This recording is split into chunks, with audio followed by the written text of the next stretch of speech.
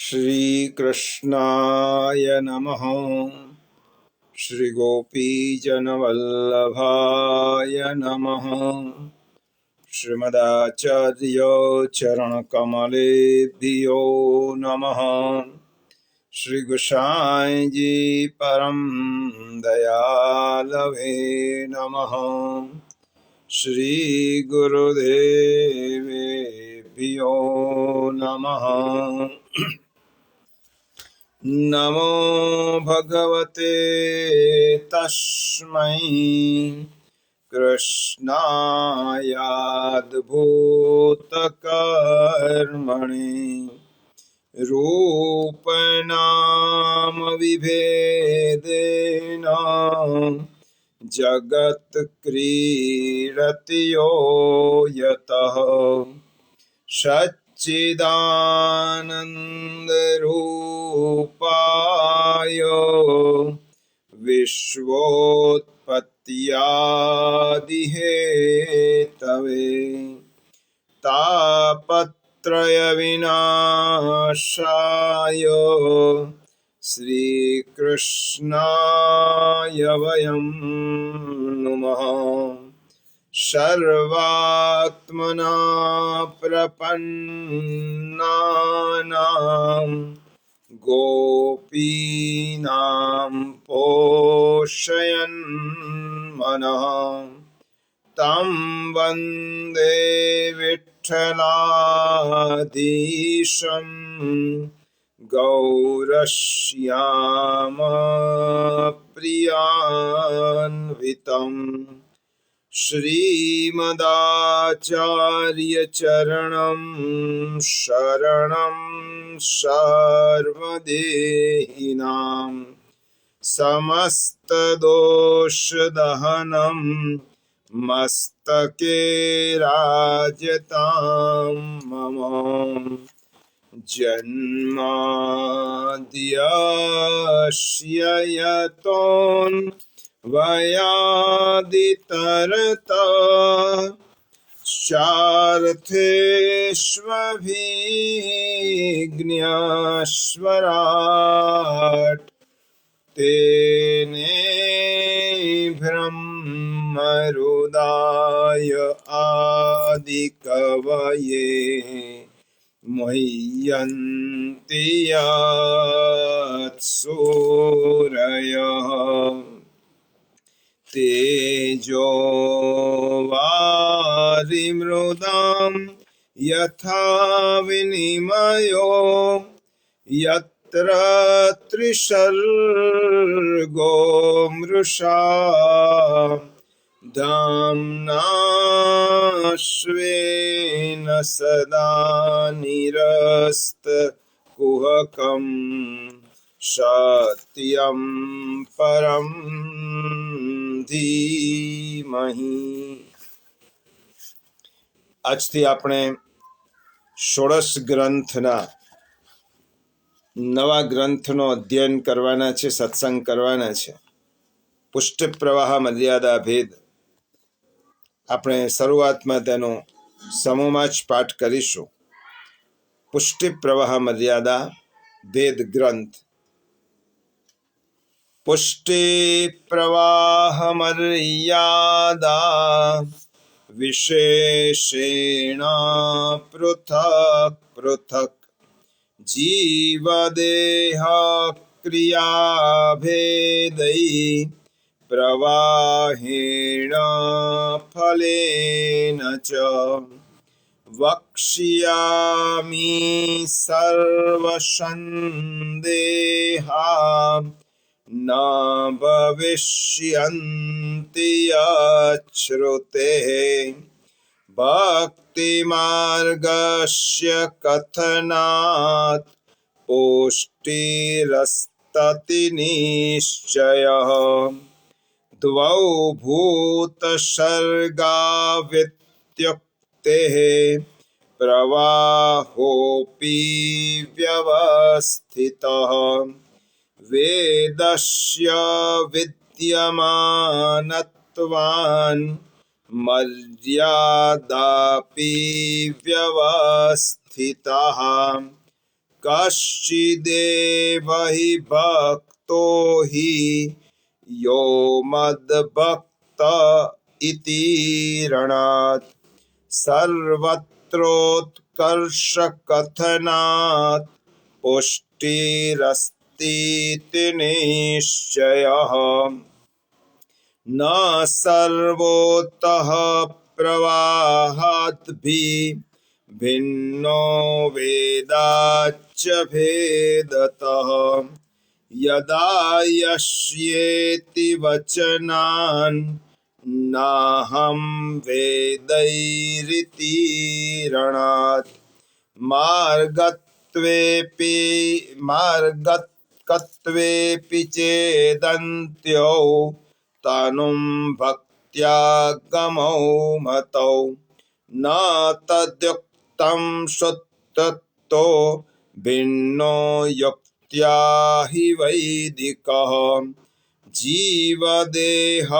जीवदेहकृतीनां च भिन्नत्वं नित्यता श्रुतेः यथा तद्वत् पुष्टिमार्गे द्वयोरपि निषेधतः प्रमाणभेदाद् भिन्नो हि पुष्टिमार्गो निरूपितः सर्गभेदं प्रवक्ष्यामि स्वरूपं क्रियायुतम् इच्छामात्रेण मनसा प्रवाहं सृष्टवान् हरिः वचसा वेदमार्गं हि पुष्टिकायेन निश्चयः मूलेच्छातः फलं लोके वेदोक्तं वैदिकेऽपि च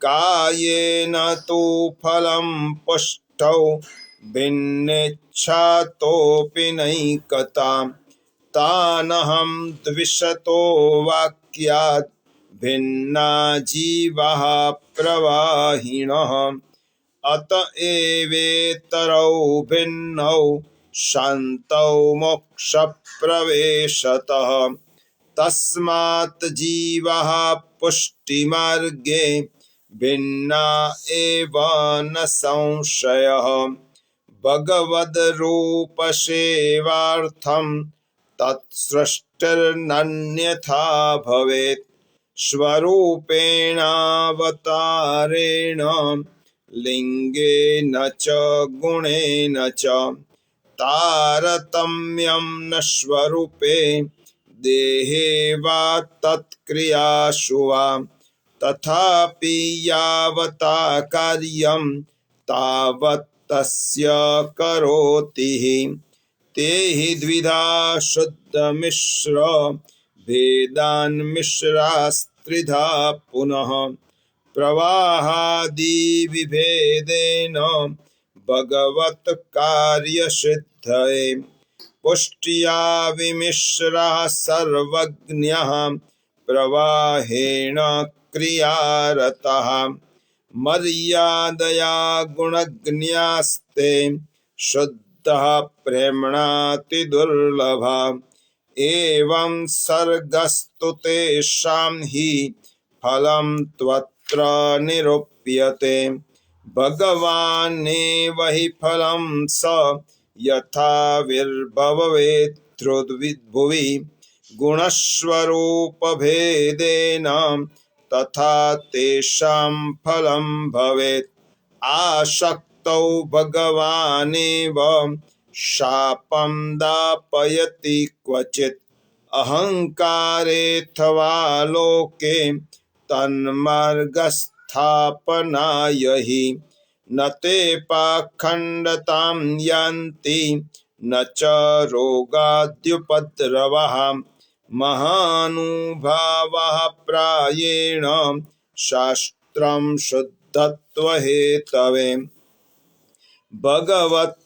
भगवत्तारतम्येन तारतम्यं भजन्ति हि वैदिकत्वं लौकिकत्वं कापट्यात्तेषु नान्यथा वैष्णवत्वं हि सहजं ततोऽन्यत्र सर्वत्र विपर्ययः सम्बन्धिनस्तुत्ये जीवाः प्रवाहस्थास्तथा परे चर्षणी शब्दवाच्यास्ते ते सर्वे सर्ववर्त्मसु क्षणात् सर्वत्वमायान्ति रुचिस्तेषां न कुत्रचित् तेषां क्रियानुसारेण सर्वत्र सकलं फलम् प्रवाहस्थान् प्रवक्ष्यामि स्वरूपाङ्गक्रियायुतान् जीवास्ते यासुरः सर्वे प्रवृत्तिं चेति वर्णिताः ते च द्विधा प्रकृत्यन्ते यज्ञ विभेदतः दुर्ज्ञास्ते भगवत्प्रोक्ता यज्ञास्ताननु ये पुनः प्रवाहेऽपि समागत्य पुष्टिस्थस्तैर्न युज्यते सोऽपि तैस्तत्कुले जातः कर्मणा जायते यतः इति श्री वल्लभाचार्य विरचितः पुष्टिप्रवाहं पे मर्यादा भेदः समाप्तः। नमामि हृदये शेषे लीलाक्षीराब्धिशायिनम् लक्ष्मी सहस्रलीलाभि सेव्यमानं कलानिधिं चतुर्भीश्च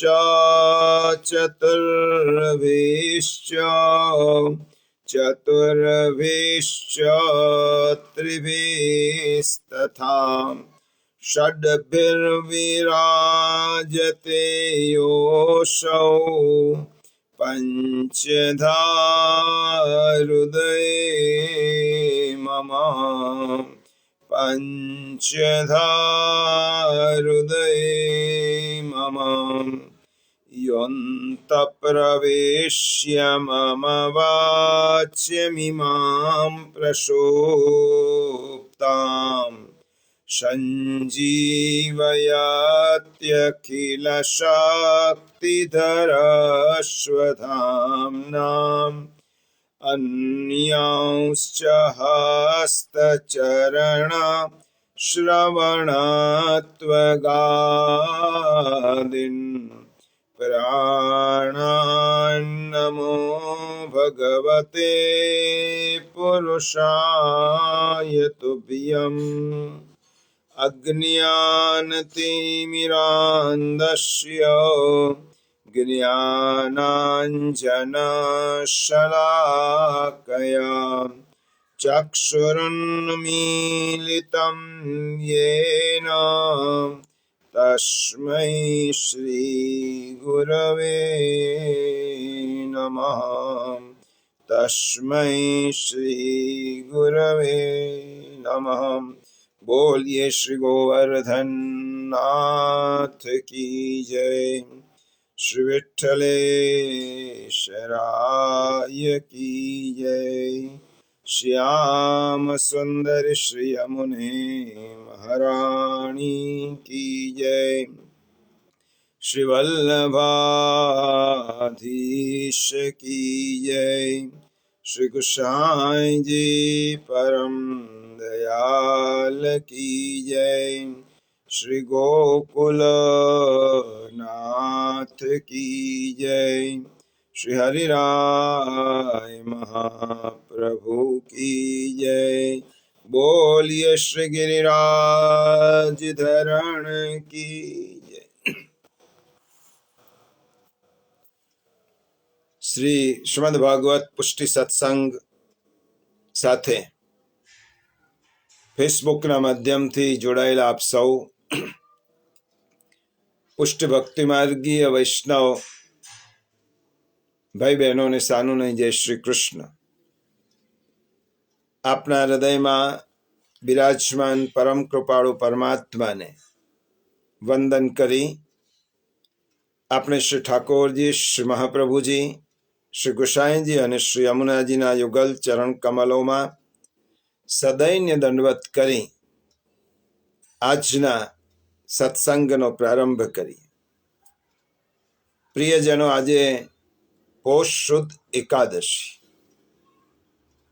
આજની એકાદશીનું નામ છે પુત્રદા એકાદશી.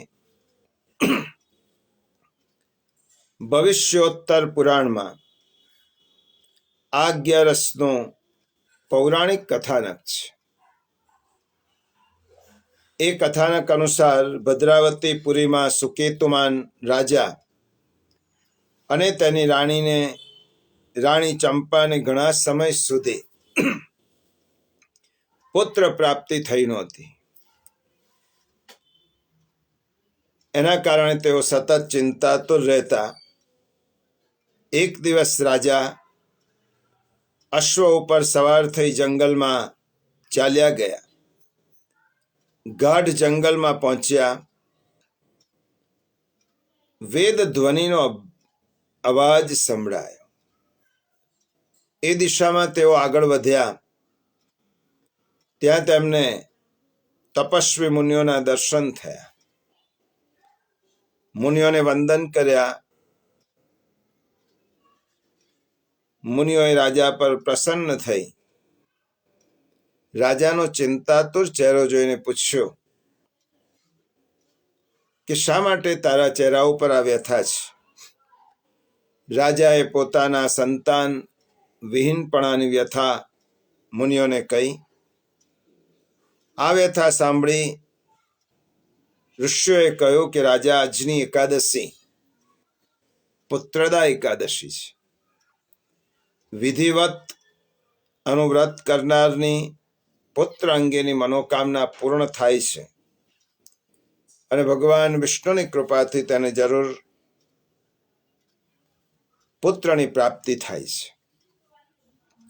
ભગવાન શ્રી કૃષ્ણએ યુધિષ્ઠિર રાજાને કહ્યું કે રાજન, મુનિઓના કહેવાથી રાજાએ વિધિપૂર્વક આ વ્રત કર્યું અને આ વ્રતના પ્રભાવે તેને ત્યાં તેજસ્વી પુત્ર રત્ન પ્રાપ્ત થયા. આ તો થયું તેનું પૌરાણિક કથાનક. પુષ્ટિમાર્ગીય દ્રષ્ટિકોણથી પુત્રદા એકાદશી અને તેનો તાત્વિક ભાવ શો છે? તો પૌરાણિક વાર્તાનો સંદર્ભ સમજવો ખૂબ જરૂરી છે. આપણા શાસ્ત્રોમાં 4 પ્રકારના પુત્રો ગણાવ્યા છે. એક શત્રુપુત્ર, બીજો ઋણાનુબંધી પુત્ર, ત્રીજો કૃતજ્ઞ પુત્ર અને ચોથો સેવક પુત્ર. આ 4 પુત્રોના 4 પ્રકારના પુત્રોનું કથાનક શ્રીમદ ભાગવતમાં આખ્યાન રૂપે કરવામાં આવ્યું છે. જેવી રીતે વૈન એ શત્રુપુત્ર હતો, એવી રીતે ચિત્રકેતુ ગંધર્વને ત્યાં થયેલો પુત્ર ઋણાનુબંધી પુત્ર હતો. પ્રહલાદજી કૃતજ્ઞ પુત્ર હતા, સેવક પુત્ર હતા. આ 11 પ્રભુની પાસે સંસ્કારી સંતતિની ઈચ્છા વ્યક્ત કરવાની છે. પ્રિયજનો, આપણી સંસ્કૃતિમાં ગૃહસ્થાશ્રમને 4 આશ્રમોમાં શ્રેષ્ઠ આશ્રમ ગણ્યો છે. આ ગૃહસ્થાશ્રમ એ શા માટે છે? ગૃહસ્થાશ્રમ માત્ર ભોગ વિલાસ માટે નથી, પરંતુ આ દુનિયાના આંગણમાં, આ સૃષ્ટિમાં એક એવા સત્પુત્ર કે એવી સંસ્કારી સંતતિ નો જન્મ થાય અને એ સંસ્કારી સંતતિથી જે સંસ્કૃતિનો વારસો છે તેનું આગળ વહન થાય. એટલા માટે આપણા શાસ્ત્રોએ ગૃહસ્થાશ્રમને આવકાર્યો છે. પુષ્ટિમાર્ગીય વાર્તા સાહિત્યમાં અષ્ટસખા કુંભનદાસના વાર્તા પ્રસંગમાં તેમના સ્ત્રી શ્રી મહાપ્રભુજીના શરણે ગયા અને કુંભનદાસના ધર્મ પત્નીએ શ્રી મહાપ્રભુજીની પાસે પુત્ર પ્રાપ્તિની મનોકામના સેવી. આ દિવસ પુત્રદા એકાદશીનો હતો. શ્રી મહાપ્રભુજી જેવા ગુરુ સન્મુખ બિરાજે છે અને કુંભનદાસ ના પત્નીએ મહાપ્રભુજીની પાસે જ્યારે પુત્રની માગણી કરી ત્યારે શ્રી મહાપ્રભુજી એ વરદાન આપ્યું કે કુંભનદાસને એક એવો પુત્ર થશે કે જે સેવા અને સ્મરણ બંને કરી અને ભગવત પ્રાપ્તિ કરશે. અને મહાપ્રભુજીના વરદાનથી કુંભનદાસજીને ત્યાં ચત્રભુજદાસજીનો જન્મ થયો. કુંભનદાસજીને ત્યાં બાકીના જે પુત્રો હતા એ ઋણાનુબંધ પુત્ર માનતા હતા. એક વખત ગુસાઈજીએ કુંભનદાસજીને પૂછ્યું, કુંભનદાસ કેટલા પુત્ર છે? ત્યારે કુંભનદાસે જવાબ આપ્યો કે 1.5 પુત્ર છે. ગુસાઈજીએ કહ્યું, કેવી રીતે? ત્યારે કુંભનદાસે કહ્યું, કૃપાનાથ ગોપીજનોની ભાવના અનુસાર સંયોગ અને વિપ્રયોગાત્મક ભાવથી સ્વરૂપ અને નામ સેવા કરે તેને પૂર્ણ સેવા કહેવાય. ચત્રભુજદાસ આ રીતે સેવા કરે છે માટે તે મારો આખો પુત્ર છે. કૃષ્ણદાસ એ સેવા કરે છે અને બાકીના 5 પુત્રો કંઈ જ કરતા નથી, તેથી હું 1.5 પુત્ર ગણું છું. તો પ્રિયજનો, આ પુત્રદા એકાદશી શા માટે? આપણી સંતતિ એ પુત્ર હોય કે પુત્રી હોય, દીકરી હોય કે દીકરો હોય, શ્રી મહાપ્રભુજીની આજ્ઞા અનુસાર ભગવદ પ્રાપ્તિ માટે સેવા સ્મરણ કરે તેવો મનોરથ સેવવાનો એ આજની એકાદશીનો હાર્દ છે. પરંતુ તે માટે આપણે પહેલા આ સેવા અને સ્મરણનું અનુસરણ કરવું પડે. કારણ કે સંતતિને જન્મ આપવો એ જુદી વસ્તુ છે, પણ સંતતિને સંસ્કારી બનાવવી એ જ આપણા શાસ્ત્રોની આજ્ઞા છે. ઉપનિષદે કહ્યું કે માતૃવાન પિતૃવાન ભવ. તને સાચા અર્થમાં માતા મળે, સાચા અર્થમાં પિતા મળે. તને એવી માતા પ્રાપ્ત થાવ કે જે ધ્રુવને ભગવદ પ્રાપ્તિ માટે વનમાં મોકલવાની આજ્ઞા આપનારી સુનીતિ માતા જેવી.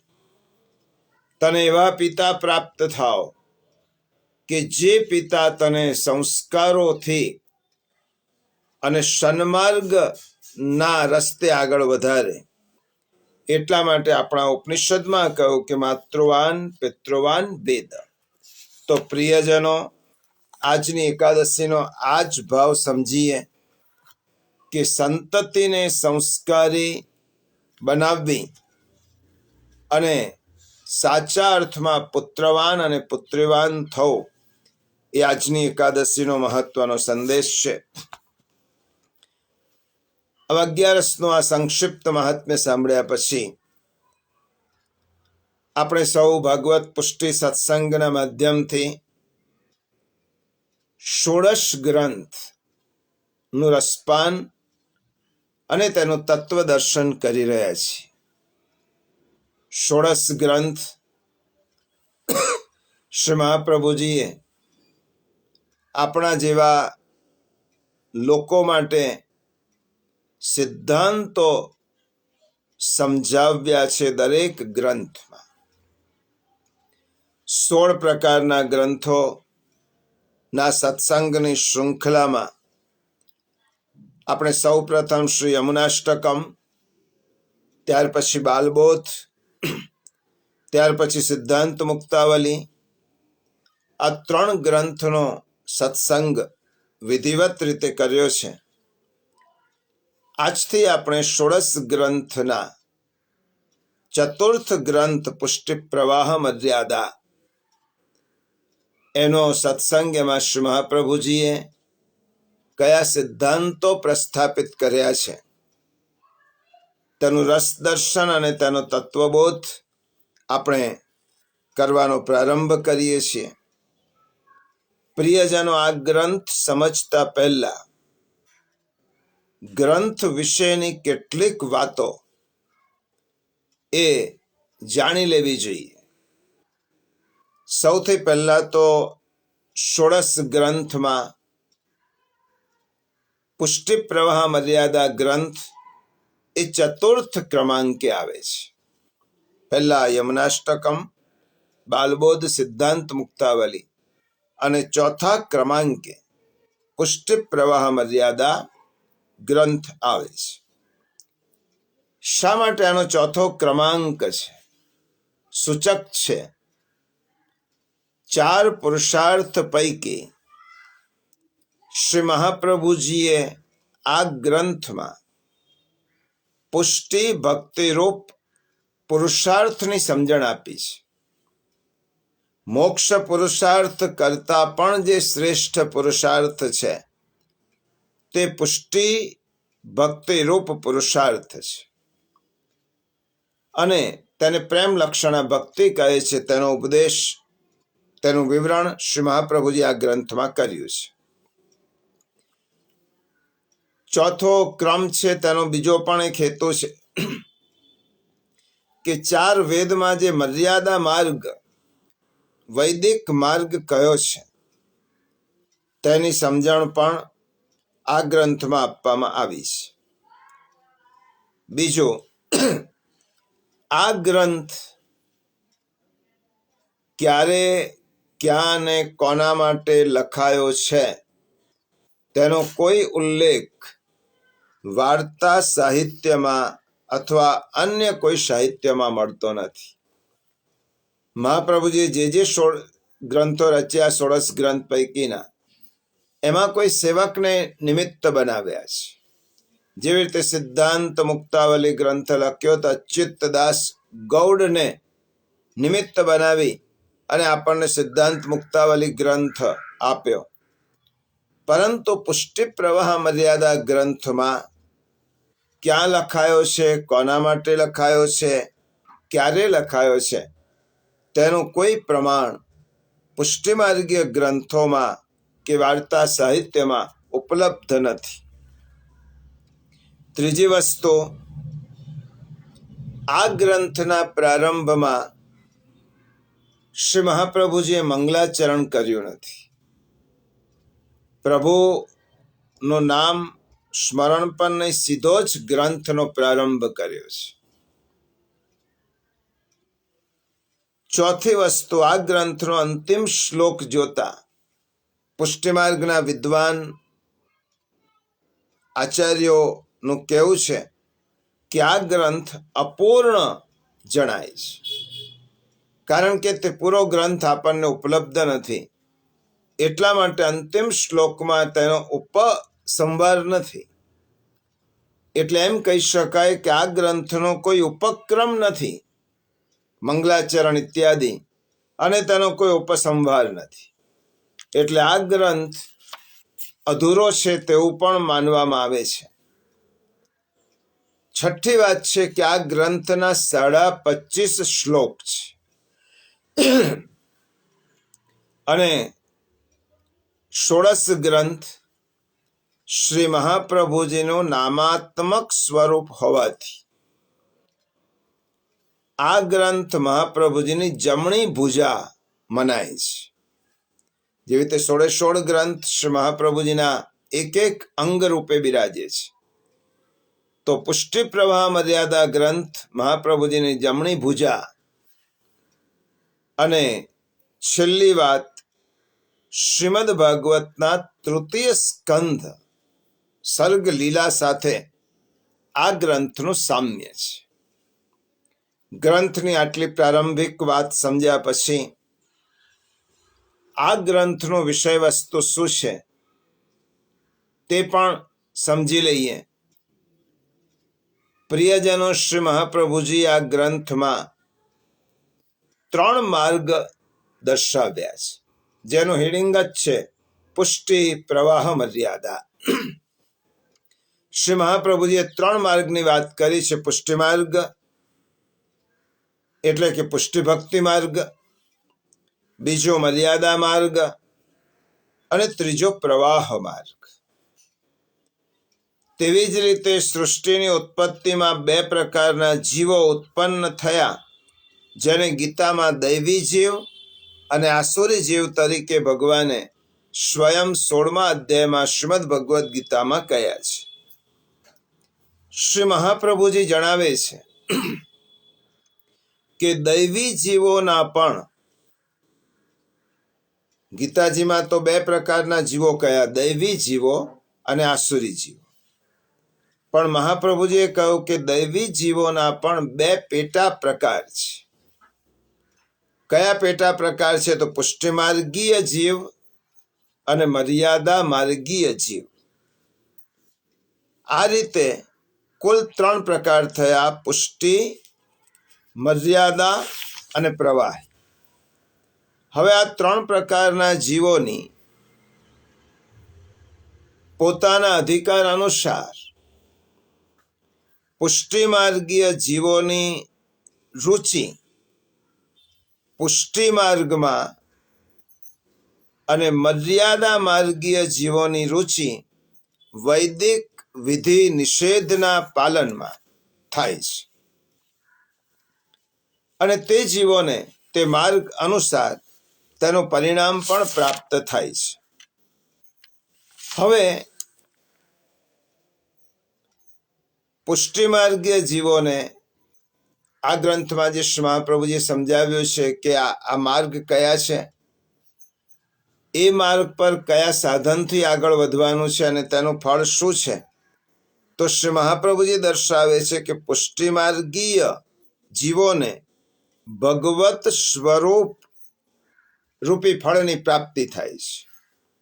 મર્યાદા માર્ગીય જીવોને જુદા જુદા પ્રકારના મોક્ષ પ્રાપ્તિનું ફળ પ્રાપ્ત થાય છે. 4 પ્રકારના મોક્ષ કયા છે તે.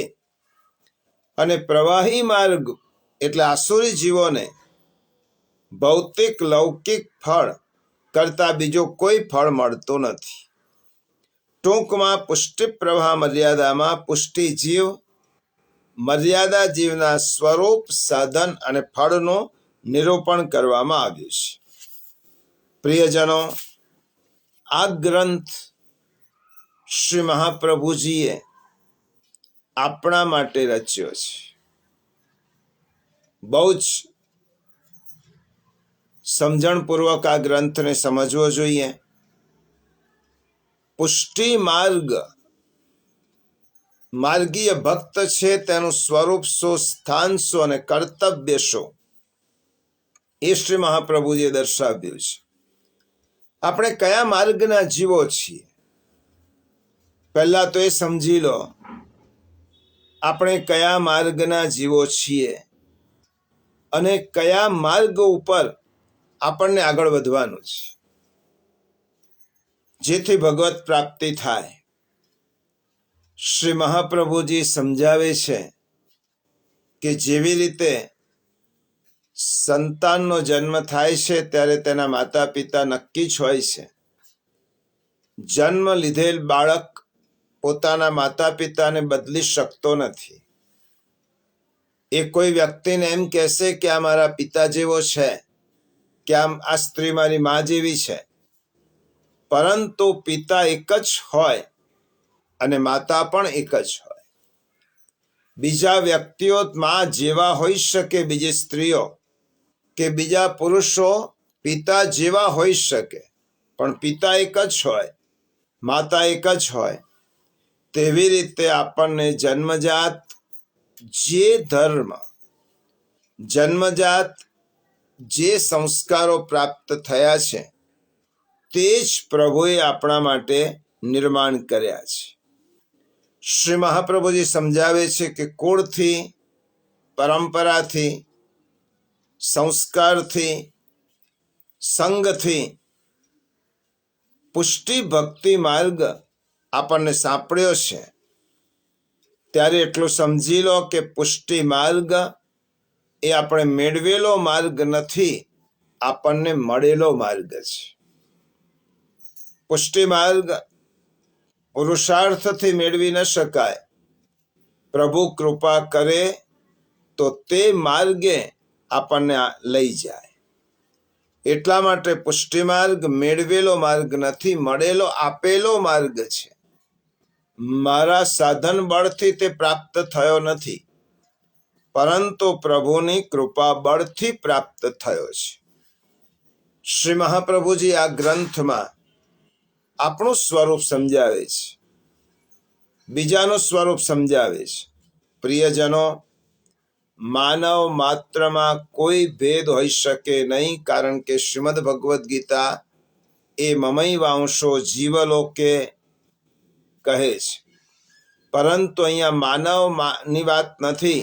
અહીંયા માનવને જન્મ સાથે જે સંસ્કારો મળ્યા છે એ સંસ્કારોથી વ્યક્તિ જુદો પડે છે.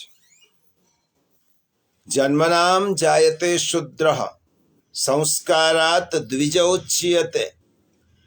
જન્મથી દરેક માણસ સરખો હોય છે, સંસ્કારથી જુદો પડે છે. અને મહાપ્રભુજી અહીંયા જે ભેદ દર્શાવે છે તે માનવના ભેદ નથી, તેને અર્જિત કરેલા મળેલા સંસ્કારોથી માણસો કેવી રીતે જુદા પડે છે. એટલે આ ગ્રંથમાં શ્રી મહાપ્રભુજીએ આપણા સ્વરૂપને સમજાવ્યું અને બીજાના સ્વરૂપને સમજાવ્યું. સાથે સાથે એ પણ કહ્યું કે આપણે કયા પંથે ચાલવાનું છે તેનો નિર્દેશ મહાપ્રભુજી કરે છે. અન્ય પંથો કયા છે તેનું પણ સૂચન કરે છે. શ્રી મહાપ્રભુજી કહે છે કે પુષ્ટિ પથ પર ચાલશો તો તમને કયા ફળની પ્રાપ્તિ થશે, અન્ય પથ પર ચાલશો તો કયા ફળની પ્રાપ્તિ થશે, અને છેવટે ઉત્તમ માર્ગ કયો છે તેનું સ્પષ્ટ દર્શન વલ્લભાચાર્યજી આ ગ્રંથમાં કરાવે છે. પ્રિયજનો, આપણે આપણી જાતને ભૂલી ન જઈએ. આપણા પથથી આપણે પથચ્યુત ન થઈ જઈએ, તે માટે શ્રી મહાપ્રભુજીએ આ ગ્રંથ કોઈ પણ વૈષ્ણવને નિમિત્ત બનાવ્યા વગર સૌ પુષ્ટિજીવો માટે રચ્યો છે. કારણ કે આ ગ્રંથ કોઈ એક માટે રચાયો નથી, માટે આ ગ્રંથમાં જે વાત કહી છે તે સર્વ સામાન્ય જીવો માટે છે, બધા જ પુષ્ટિજીવો માટે છે. વેદાંતમાં એક વાર્તા આવે છે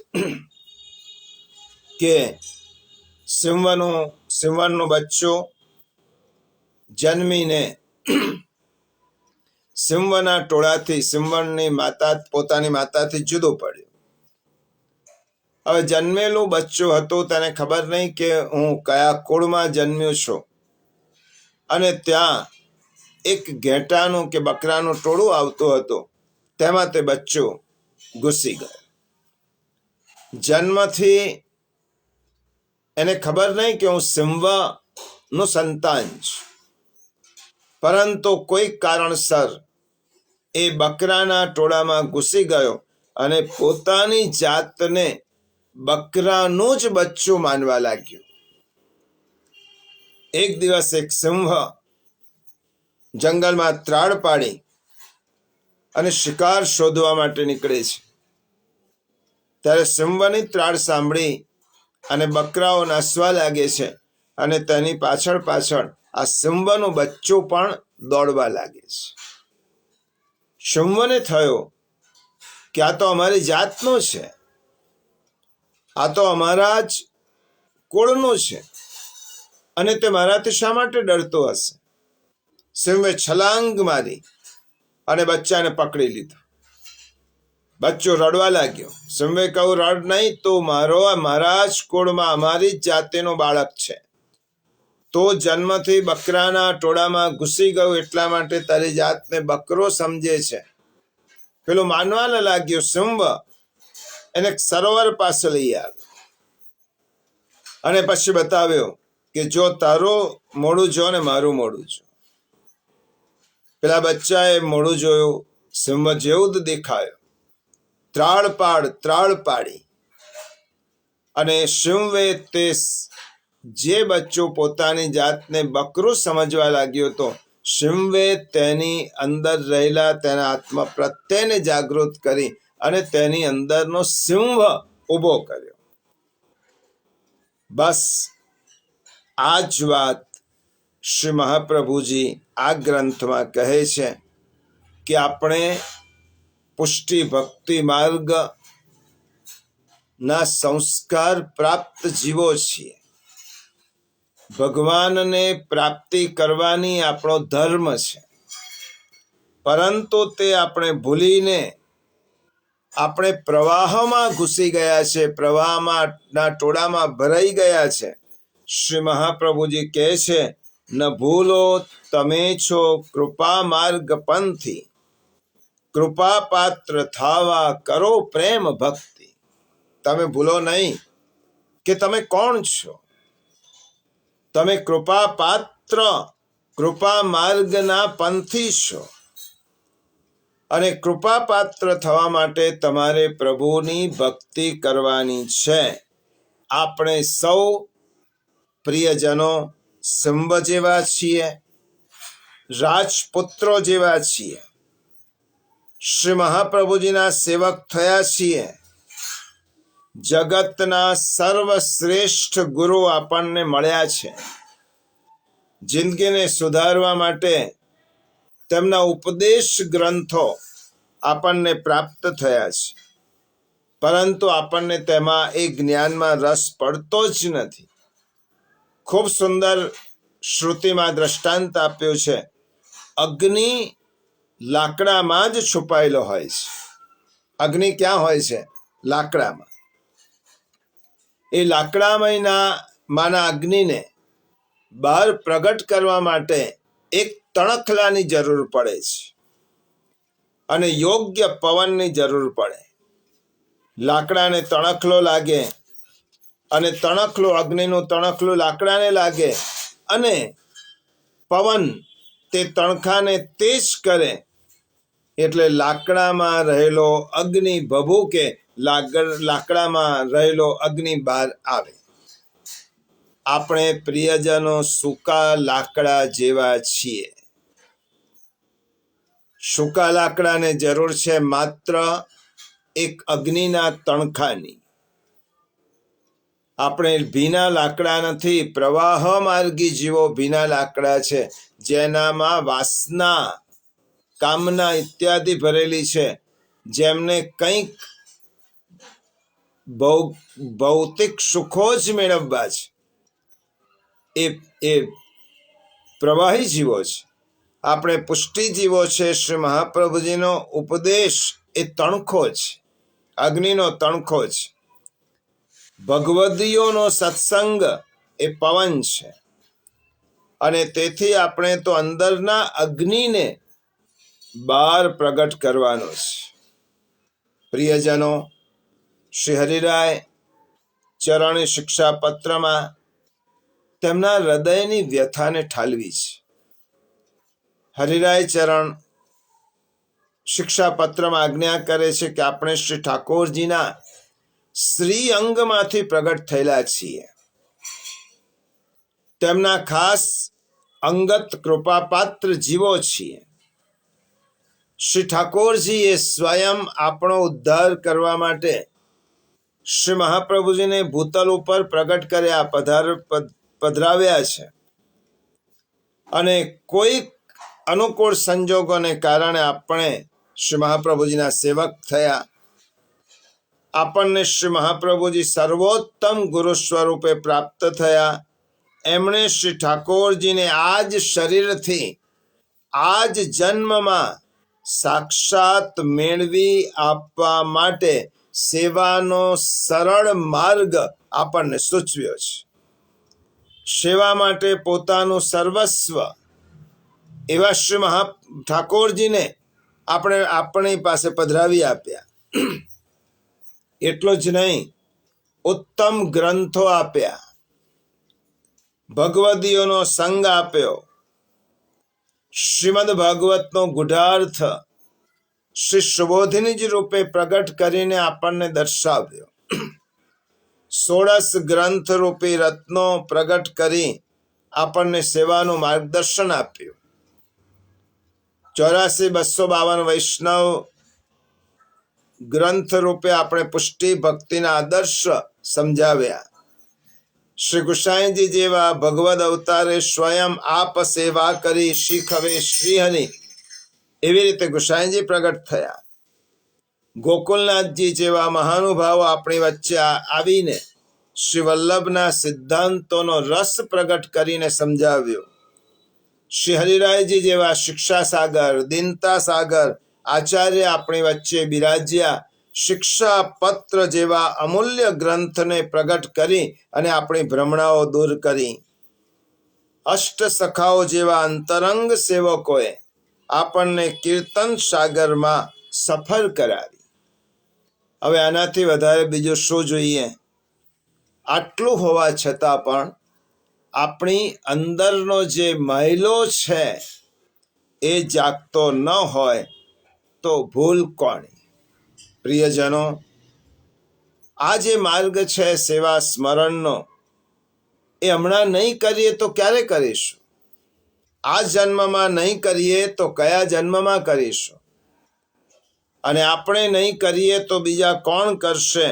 માટે ઉઠો, જાગો અને ભગવત પ્રાપ્તિના પુરુષાર્થ દ્વારા ભગવત પ્રાપ્તિ માટે પ્રયત્નશીલ બનવાની વાત શ્રી મહાપ્રભુજીએ આ ગ્રંથમાં આપણને કરી છે. આ ગ્રંથ આપણા સૌ માટે ધર્મના યોગ્ય માર્ગે ચાલવા માટે એક માર્ગદર્શિકા છે, એક ગાઈડ છે. આપણને પ્રશ્ન થાય કે ભગવાનને મેળવવાના તો ઘણા માર્ગો છે, અને હવે કલયુગમાં તો એટલા બધા માર્ગો પ્રભુ પ્રાપ્તિના જાણે રાફડો ફાટ્યો હોય એટલા માર્ગો છે. બધા જ માર્ગો ના સ્થાપક એમ કહે છે કે આ માર્ગે ચાલવાથી ભગવાનની પ્રાપ્તિ થાય. આ માર્ગ સરળ છે. અને પોતાના જ માર્ગને ન સમજનારા લોકો ક્યારેક એવા રસ્તાઓ પર ચાલે છે કે જ્યાં ભગવત પ્રાપ્તિ તો દૂરની વાત રહી જાય છે, એને પોતાના સ્વરૂપનું જ્ઞાન પણ થતું નથી અને છેવટે ભટકવાનું થાય છે. પ્રિયજનો, શ્રી મહાપ્રભુજીએ કોઈ માર્ગનું ખંડન કર્યું નથી, પરંતુ અન્ય માર્ગો કરતા કલયુગમાં પુષ્ટિ માર્ગ, પુષ્ટિ ભક્તિ માર્ગ કેમ સુલભ છે, એની વિલક્ષણતા કઈ છે તે જ દર્શાવ્યું છે. શ્રી મહાપ્રભુજી ક્યારે ખંડન કરતા નથી. શ્રી મહાપ્રભુજી પોતાના માર્ગનું મંડન કરે છે. અને સાથે સાથે કહ્યું છે કે હું તમને આ 3 માર્ગના જુદા જુદા તફાવત સમજાવું છું. પુષ્ટિ માર્ગ, મર્યાદા માર્ગ અને પ્રવાહ માર્ગ. આ 3 માર્ગની જે તફાવત છે, ભેદ છે, તે સમજાવું છું.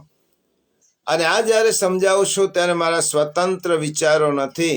શાસ્ત્રોએ જે કહેલા છે તે જ વાત હું તમારી સામે શાસ્ત્રોનું પ્રમાણ આપીને રજૂ કરું છું. તસ્માત શાસ્ત્રમ પ્રમાણમ તે. શ્રી મહાપ્રભુજી શાસ્ત્રનું પ્રમાણ આપીને આ માર્ગો વચ્ચેનો ભેદ સમજાવે છે. શ્રી મહાપ્રભુજીએ મુખ્ય 3 માર્ગો અલગ અલગ છે તે વાત સારી રીતે સમજાવી છે.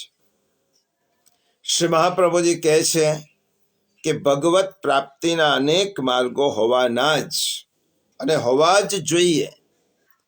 અનેક માર્ગો હોવાથી તેમની વચ્ચેનો તફાવત અને ભેદ સમજવો જરૂરી છે. કારણ કે અનેક માર્ગો કેમ હોવાના? રુચિ નામ વૈચિત્ર્યાત. દરેક માણસ જુદી જુદી રુચિ પ્રમાણના હોય છે અને પોતાની રુચિ પ્રમાણે તે માર્ગ પસંદ કરે છે. એટલે માર્ગો જુદા હોય જ. એ માર્ગ પર ચાલનારા વાહનો પણ ભિન્ન ભિન્ન હોઈ શકે. જેમ કે અતિ રેતાળ માર્ગ છે, રેતીનો રસ્તો છે, તેના પર ઊંટ ગાડી ચાલી શકે. જેવી રીતે રસ્તા પર હોય તો બળદગાડું ચાલે કાચા રસ્તા ઉપર. ડામરના મુલાયમ રસ્તા ઉપર ફોર વ્હીલર ચાલે, ગાડી દોડી શકે. જેવો રસ્તો તેવું વાહન. કેટલાક રસ્તા એવા હોય રેતાળ કે તેના પર ઊંટ ગાડી ચાલે કે જીપ ગાડી ચાલે. કેટલાક રસ્તા એવા હોય ખડબચડા કે તેના ઉપર બળદગાડું ચાલે. કેટલાક રસ્તા ઉપર પેટ્રોલના વાહનો ચાલે. અહીંયા શ્રી મહાપ્રભુજીએ પ્રચલિત 3 માર્ગો દર્શાવ્યા છે. ત્રણેય માર્ગે ચાલનારા જીવો પણ 3 પ્રકારના હોય છે. શ્લોક 1 થી 6 શ્રી મહાપ્રભુજીએ 3 માર્ગોનો પહેલા પરિચય કરાવ્યો છે. આ 1 થી 6 પુષ્ટિ પ્રવાહ મર્યાદા ભેદના 1 થી 6 શ્લોકમાં શ્રી મહાપ્રભુજી હિન્દુ ધર્મના એટલે વૈદિક સનાતન ધર્મમાં ભગવાન સુધી પહોંચવા માટેના મુખ્ય 2 રસ્તાઓ બતાવ્યા છે. એક મર્યાદા માર્ગ અને બીજો પુષ્ટિ માર્ગ. ત્રીજો માર્ગ છે, પ્રવાહનો ઉલ્લેખ કર્યો છે, પણ પ્રિયજનો આ ત્રીજો પ્રવાહ માર્ગ છે તેના ઉપર ચાલનારા ક્યારેય ભગવાન સુધી પહોંચી શકતા નથી.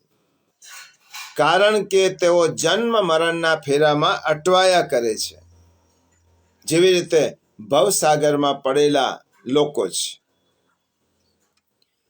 ભવસાગરમાં જે પડેલા છે એ ભવસાગરમાં પડેલા જીવો 3 રીતના છે. એક એવો જીવ છે કે જેને કૃપા કરીને નૌકા મળી ગઈ છે અને કુશળ સુકાની પ્રાપ્ત થયો છે.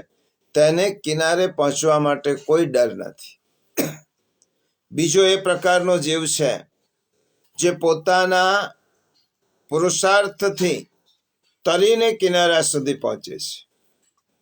અને ત્રીજા પ્રકારનો જીવ છે જેને નૌકા પણ મળી નથી, જેને તરવું પણ નથી, માત્ર જેને તણાવવું છે.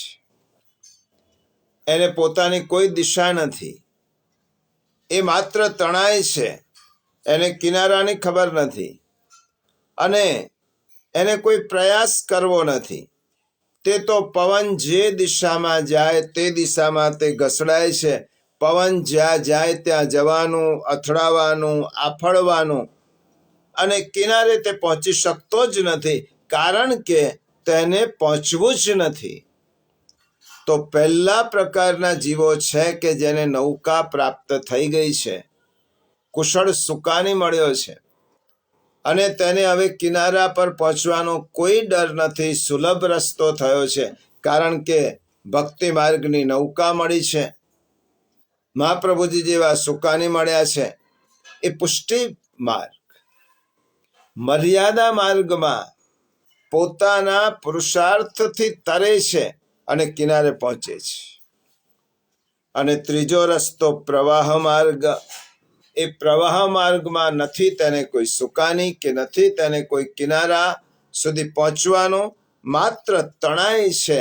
એટલા માટે આ કુલ 3 માર્ગોની વાત શ્રી મહાપ્રભુજીએ કરી.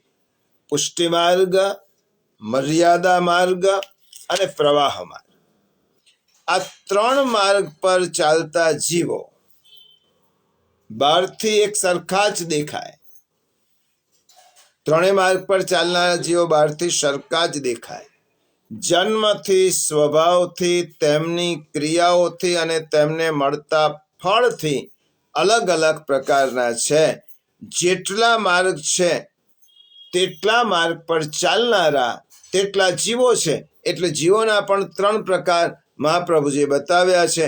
મર્યાદા જીવો, પુષ્ટિજીવો અને પ્રવાહી જીવો. ગ્રંથમાં શ્રી મહાપ્રભુજી સૌ પ્રથમ પુષ્ટિ માર્ગનું સ્વરૂપ બતાવે છે. ખૂબ સુંદર ગ્રંથ છે, આપણા માટે નિદર્શન ગ્રંથ કરતો ગ્રંથ છે, માર્ગદર્શન આપતો ગ્રંથ છે, આપણી જાતને ઢંઢોળતો ગ્રંથ છે, આપણા મહિલાને ઢંઢોળે છે આ ગ્રંથ.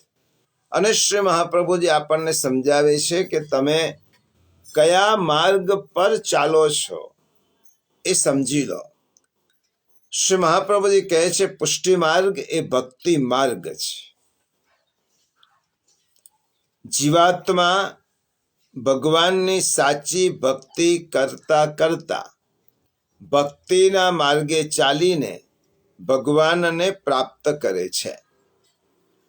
શ્રી મહાપ્રભુજી જ્યારે પુષ્ટિ માર્ગ એ ભક્તિ માર્ગ છે એમ કહે છે ત્યારે એક પ્રશ્ન ઊભો થાય કે ભક્તિ પુષ્ટિ માર્ગમાં પણ છે અને ભક્તિ મર્યાદા માર્ગમાં પણ છે. ભક્તિ માર્ગ તો પુષ્ટિ માર્ગમાં પણ છે અને ભક્તિ માર્ગ તો મર્યાદા માર્ગમાં પણ છે. તો શા માટે શ્રી મહાપ્રભુજી પુષ્ટિ માર્ગમાં કઈ ભક્તિ સમજવી, પુષ્ટિ માર્ગની ભક્તિને સમજાવે છે? પ્રિયજનો, ગ્રંથના ટીકાકારોએ આનો સુંદર જવાબ આપ્યો છે કે પુષ્ટિ માર્ગની ભક્તિ અને મર્યાદા માર્ગની ભક્તિમાં ભેદ શું છે? ભક્તિ માર્ગ તો બંનેમાં છે, તો પુષ્ટિ ભક્તિ અને મર્યાદા ભક્તિમાં ભેદ શું છે? તો તેનું પ્રમાણ શ્રીમદ ભાગવતમાં કહેલું છે. શ્રીમદ ભાગવતના 3જા સ્કંદમાં કપિલ ગીતામાં કપિલ ભગવાન તેમની માતા દેવહૂતિજીને ઉપદેશ આપતા આજ્ઞા કરે છે, હે માતા, ધર્મના માર્ગ અનેક છે, તેથી ભગવાનને પ્રાપ્ત કરવાના, ભગવાનને પામવાનો ભક્તિ યોગ પણ અનેક છે. એવી રીતે ભાગવતના 11મા સ્કંદમાં 9 યોગેશ્વરોની કથા આવે છે. તેમાં પણ સમજાવ્યું કે ભક્તોના અનેક પ્રકાર છે, તેમ ભક્તિના પણ અનેક પ્રકાર છે. શાસ્ત્રોમાં ભક્તિના 84 પ્રકારો બતાવવામાં આવ્યા છે. 84 પ્રકારની ભક્તિનું સ્વરૂપ કેવું હોય છે એ બતાવવા માટે શ્રી ગોકુલનાથજીએ શ્રી મહાપ્રભુજીના અસંખ્ય સેવકો પૈકી 84 વૈષ્ણવો પસંદ કરી અને તેમના ચરિત્રો આપણી આગળ પ્રગટ કર્યા છે. શ્રી ગોકુલનાથજી આજ્ઞા કરે છે, કપિલદેવજી અને યોગેશ્વરે જે ભક્તિના પ્રકારો બતાવ્યા છે તેમાં શુદ્ધ પુષ્ટિ ભક્તિનો પ્રકાર નથી, પણ બધા પ્રકારો મર્યાદા માર્ગની ભક્તિના પ્રકારો છે. હવે શ્રી મહાપ્રભુજીને ભૂતલ ઉપર પ્રગટ થવાની જરૂર શા માટે થઈ કલિયુગમાં? એનું એક જ કારણ છે કે મહાપ્રભુજીએ જોયું કે કલિયુગના જીવો એ દુષ્કર સાધનો નહીં કરી શકે. યજ્ઞ યાગાદિ તપ તપશ્ચર્યા, કઠોર તપશ્ચર્યા કરવી, વિરક્ત થવું, વૈરાગી થવું, જંગલમાં જવું, સંસાર છોડી દેવો, આ બધું કલિયુગના જીવોના વશની વાત નથી. અને તેમના માટે ભક્તિના જે બીજા પ્રકારો છે તે પણ ખૂબ દુષ્કર છે. શરીરને પીડા આપી કઠોર તપ કરવો, એટલા માટે શ્રી મહાપ્રભુજી રૂપે ભૂતલ ઉપર ભગવદ અવતાર પ્રગટ થયા કલયુગમાં 550 વર્ષ પહેલા, અને તેમને શુદ્ધ પુષ્ટિ ભક્તિનું સ્વરૂપ નારદ પંચરાત્રમાં જે દર્શાવવામાં આવ્યું છે તે પ્રમાણે દર્શાવ્યું અને તેની વ્યાખ્યા કરી કે મહાત્મ્ય જ્ઞાન પૂર્વકમ સર્વતો સુદૃઢ સ્નેહ ભક્તિ ઇતિ ઉચ્યતે. જીવને સૌ પહેલા ભગવાનના મહાત્મ્યનું જ્ઞાન થાય, જે ગીતામાં પણ દર્શાવવામાં આવ્યું. તે મહાત્મ્ય જ્ઞાનના પરિણામે ભગવાનમાં નિષ્કામ, નિર્દોષ અને વિશુદ્ધ સ્નેહ થાય. તેવો સ્નેહ જ્યારે સુદૃઢતાને પામે, એટલે કે પોતાના આત્માથી પણ ભગવાનને પ્રિય સમજનારો થાય, ત્યારે તે સાચો ભક્ત બની શકે. કારણ કે હવે સમજો, સૌથી વધારે માણસ કોને પ્રેમ કરે છે? ઉપનિષદમાં, બૃહદારણ્યક ઉપનિષદમાં કહ્યું કે સૌથી વધારે પ્રેમ જો કોઈ માણસ કોઈને કરતો હોય તો પોતાના આત્માને કરે છે. ભગવાનને કારણ સૌથી વધારે આત્માને જ પ્રેમ કરે છે. યાજ્ઞવલ્ક્ય અને મૈત્રેય વચ્ચેના સંવાદમાં કહ્યું છે, યાજ્ઞવલ્ક્ય મૈત્રેયી એટલે પોતાની પત્નીને ઉપદેશ આપતા કહે છે કે માં પોતાના બાળક સાથે, પત્ની પતિ સાથે કે ભગિની ભ્રાતા સાથે જે પ્રેમ કરે છે એ એમના માટે નહીં પણ પોતાના માટે કરે છે. પુત્રની ખાતર પુત્ર પ્રિય નથી પણ પોતાની ખાતર પ્રિય છે. પત્નીની ખાતર પત્ની પ્રિય નથી પણ પોતાની ખાતર પ્રિય છે. ભાઈની ખાતર ભાઈ પ્રિય નથી પણ પોતાની ખાતર પ્રિય છે. એવી જ રીતે ધનની ખાતર ધન માણસને પ્રિય નથી પણ એ ધનથી પોતાનો હેતુ સિદ્ધ થાય છે, માટે ધન પ્રિય છે. તેમ દેવો માટે દેવો પ્રિય નથી પણ માણસને દેવો ઇષ્ટફળ આપે છે, માટે દેવો પ્રિય છે.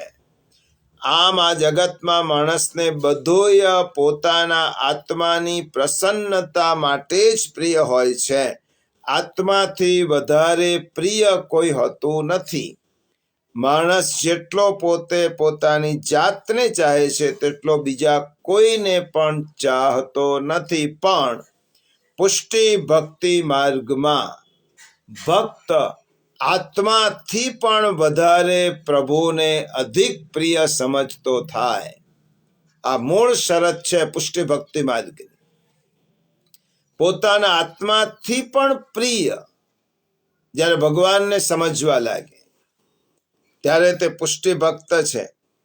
અને આ ભક્તિથી જ દેહયોની છૂટે છે અને અન્ય કોઈ રીતે જીવની દેહયોની છૂટતી નથી. કારણ કે કર્મના સિદ્ધાંત પ્રમાણે જેને જે પ્રિય છે તેને જ પામે છે. અને પુષ્ટિ ભક્તને ભગવાન પ્રિય હોવાથી તે ભગવાનની જ પ્રાપ્તિ કરે છે. આમ ભગવાનમાં શુદ્ધ, સુદૃઢ અને સર્વતોધિક સ્નેહ તેને ભક્તિ કહેવામાં આવી છે. આ શુદ્ધ પુષ્ટિ ભક્તિને પ્રેમ લક્ષણા ભક્તિ કહેવામાં આવે છે. એના બે શરત છે. ભગવાનનું મહાત્મ્ય જ્ઞાન થાય અને એ મહાત્મ્ય જ્ઞાન થયા પછી ભગવાન ઉપર ભક્ત એટલો પ્રેમ કરવા લાગે કે જેટલો પ્રેમ પોતાની જાતને પણ કરતો નથી એટલો પ્રેમ ભગવાન પણ કરવા લાગે ત્યારે પુષ્ટિ ભક્તિ કહેવાય. એટલે શ્રી ગોકુલનાથજી આજ્ઞા કરે છે કે શ્રી મહાપ્રભુજી આવી શુદ્ધ પ્રેમ લક્ષણા ભક્તિવાળા પુષ્ટિ માર્ગના પ્રવર્તક આચાર્ય છે. શ્રી મહાપ્રભુજી આ જ સમજાવ્યું. તમે આત્માથી પણ જો કોઈ મોટું હોય તો પરમાત્મા છે. કારણ કે આત્મા પણ પરમાત્માને વશ છે. તો તમે જેટલો તમારી જાત ઉપર પ્રેમ કરો છો એના કરતા વિશેષ પ્રેમ જો પ્રભુ પર કરશો તો એ પુષ્ટિ ભક્તિ માર્ગ કહેવાશે.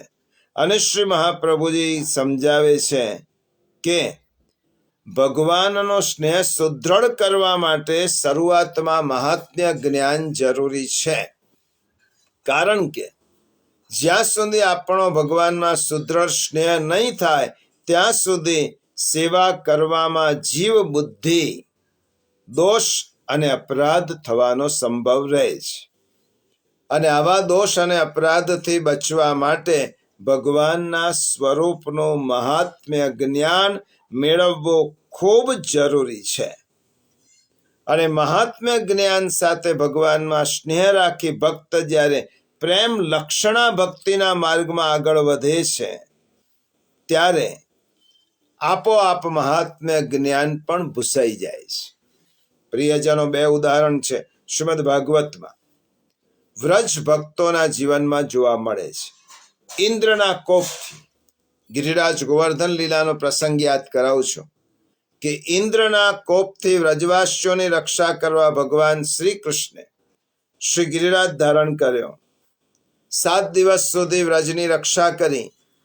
ત્યારે વ્રજ ભક્તોએ ભગવાનનું સ્નેહથી પૂજન કર્યું.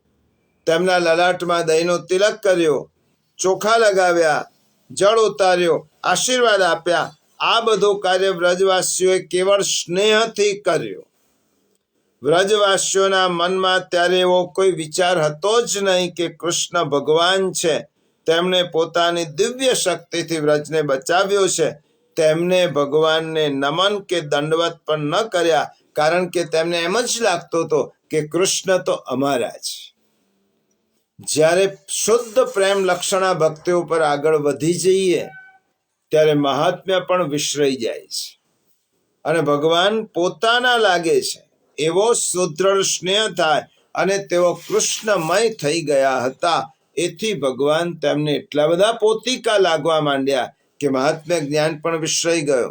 બીજો પ્રસંગ છે, શ્રી કૃષ્ણ ભગવાને માટી ભક્ષણ કર્યું. યશોદા માતાએ બાલકૃષ્ણનું મોઢું ખોલાવ્યું અને ભગવાન એક ક્ષણ માટે પોતાના મુખમાં પોતાની માતાને બ્રહ્માંડનું દર્શન કરાવ્યું. યશોદાજી મૂંઝાઈ ગયા.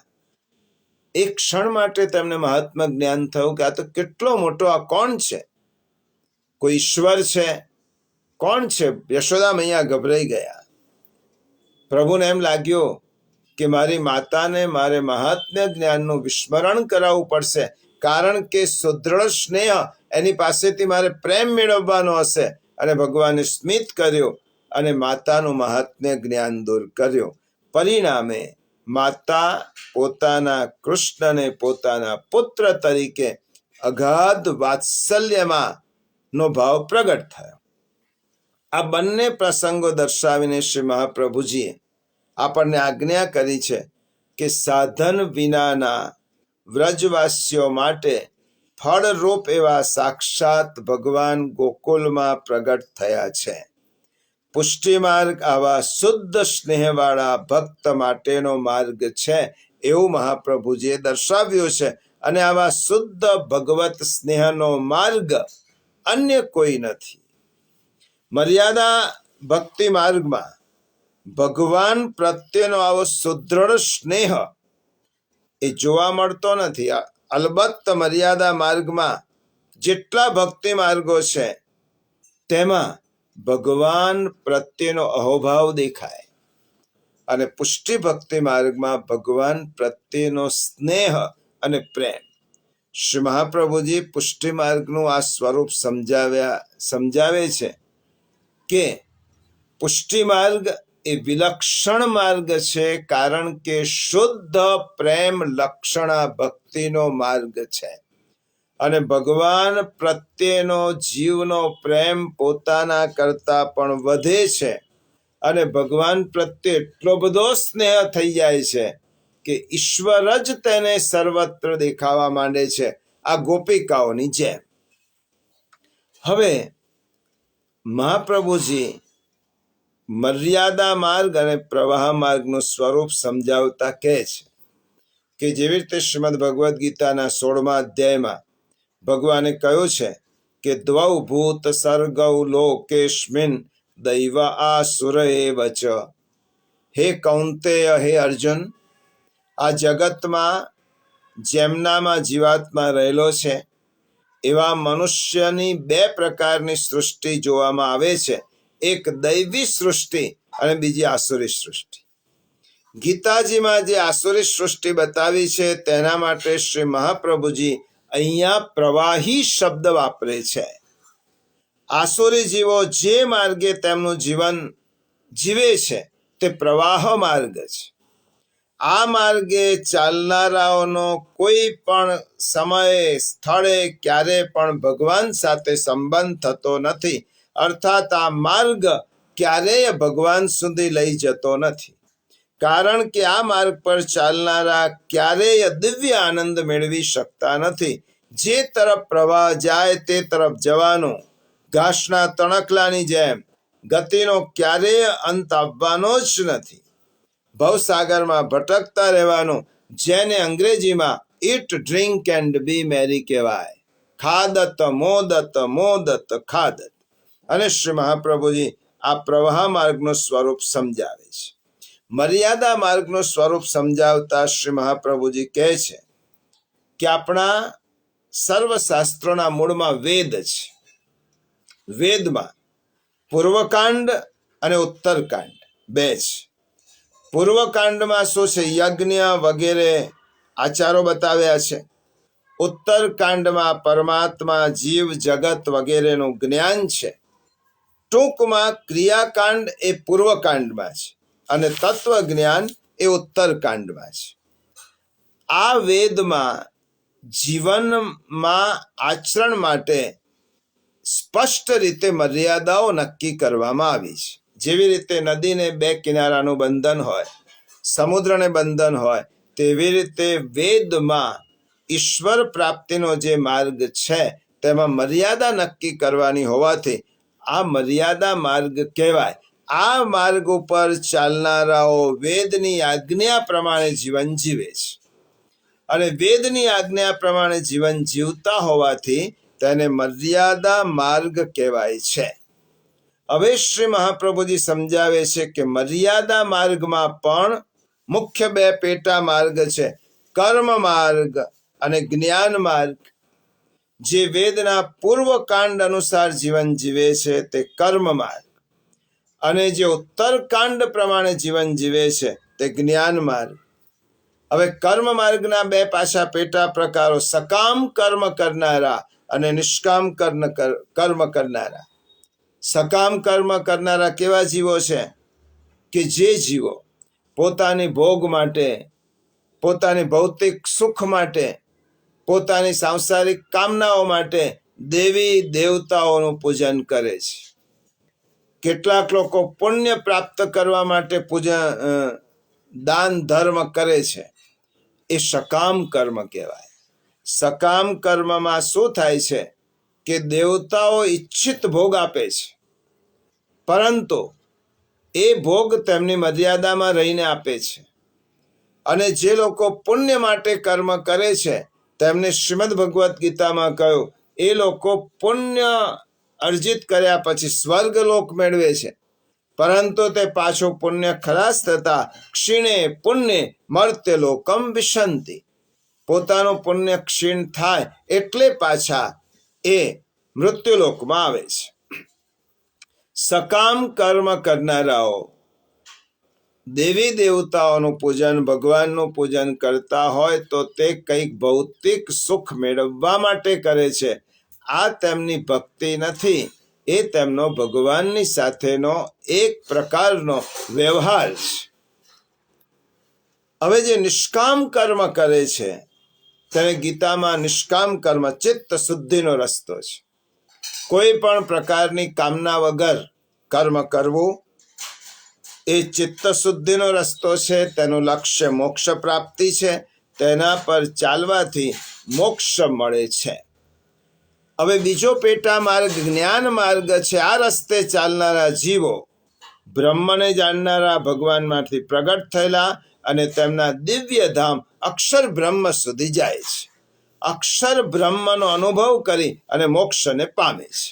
આ મહાપ્રભુજીએ કહ્યું, જ્ઞાન માર્ગીને હૃદયમાં સાક્ષાત ભગવદ દર્શનનો અનુભવ થાય છે, પરંતુ ભગવદ દર્શનનો જે આનંદાત્મક અનુભવ થવો જોઈએ તે થતો નથી.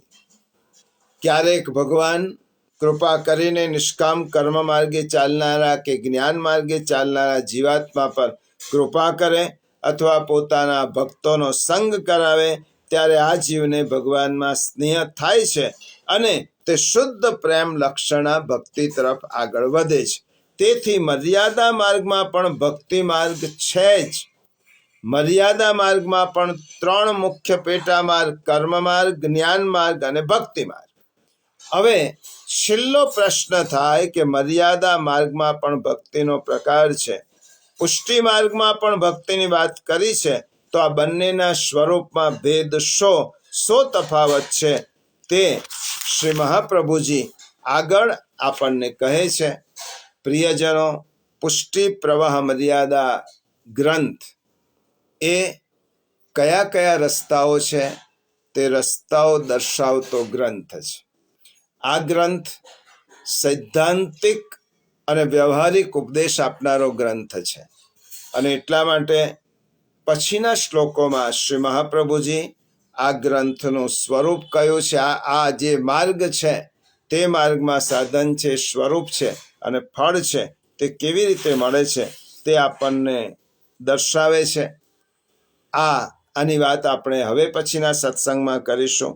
2 મહત્વની જાહેરાત છે કે આવતી 12મી અને 13મી, હવે જે 12-13 જાન્યુઆરી 2025 દાહોદમાં દ્વિતીય પીઠ યુવા વૈષ્ણવાચાર્ય હરિરાયજી મહોદય દ્વારા પુષ્ટિમાર્ગીય આંતરરાષ્ટ્રીય પરિષદ દ્વારા મધુરાષ્ટકમ ગ્રંથ ઉપર 2 દિવસના સત્સંગનો કાર્યક્રમ દશાનીમાં વણિકવાડીમાં બપોરના 3:30 થી 7 દરમિયાન યોજવામાં આવ્યો છે. સૌ સ્થાનિક વૈષ્ણવોને તેનો પૂરો લાભ લેવા માટે ખાસ આમંત્રણ છે અને વિનંતી છે. કારણ કે વલ્લભકુળના મુખથી મધુરાષ્ટકમ ઉપરનું વિવરણ સાંભળવું એ આપણા માટે સૌભાગ્યની વાત છે. બીજી જાહેરાત એ છે, આવતી 11 આપણે ઓનલાઈન સત્સંગમાં મળી શકીશું નહીં, કારણ કે તારીખ 20 થી 26 જાન્યુઆરી એટલે આવતા અઠવાડિયા 20 થી 26 જાન્યુઆરીના રોજ વડોદરામાં ડૉક્ટર પુષ્પાબેન ઠક્કરના મનોરથ રૂપે વડોદરામાં અલકાપુરી હવેલીની સામે જે હોલ છે તેમાં 7 દિવસની ભાગવત કથાનો મહાસત્સંગ યોજાયો છે. એટલા માટે આવતી પોષવદ્દી એકાદશી 25/1ના રોજ શ્રીમદ ભાગવત કથા વડોદરા ખાતે ચાલુ હોવાથી આપણે ઓનલાઈન સત્સંગમાં આપણે આવતી 11 મળી શકીશું નહીં, પણ પછીની એકાદશીએ મહાપ્રભુજીના આ ગ્રંથમાં શું સમજાવ્યું છે તેનો સાર સમજી અને પછી આગળનો ગ્રંથ આપણે સમજવા માટે પ્રયત્ન કરીશું. અહીંયા જ આપણે આ સત્સંગને વિરામ આપીએ અને આશ્રયનું પદ બોલીએ. દ્રઢ ઇન ચરણન કેરો ભરોસો, દ્રઢ ઇન ચરણન કેરો, શ્રી વલ્લભ નખ ચંદ્ર છટાબીન, સબ જુગમાં જુઅંધેરો ભરોસો, દ્રઢ ઇન ચરણન કેરો. સાધન और नहीं कली में, जासु होय निवेरो, सुर कहाँ कहे द्विविध आंधरो, बिना मूल को चेरो भरोसो, દ્રઢ ઇન ચરણન કેરો, દ્રઢ ઇન ચરણન કેરો ભરોસો, દ્રઢ ઇન ચરણન, દ્રઢ ઇન ચરણન, દ્રઢ ઇન ચરણ કે. શ્રી વલ્લભાધીશ કી જય.